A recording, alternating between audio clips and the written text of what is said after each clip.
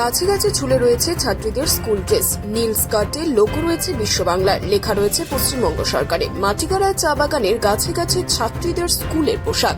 ঘটনায় আতঙ্কের সৃষ্টি হয়েছে এলাকায়। শনিবার সকালে এলাকাতে দেখা যায় চা বাগানের প্রতিটি গাছে গাছে ঝুলে রয়েছে পশ্চিমবঙ্গ সরকারের দেওয়া ছাত্রীদের স্কুলের পোশাক।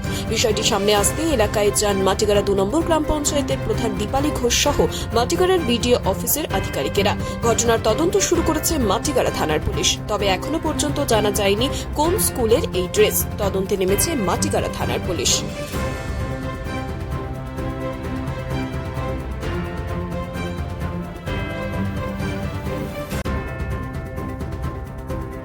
উনি যাচ্ছিল এই রাস্তা দিয়ে ওনার বাড়ি থেকে, তখন দেখি উনি সাথে সাথে আপনার থানায় এফআইআর করছেন বিষয়টা নিয়ে?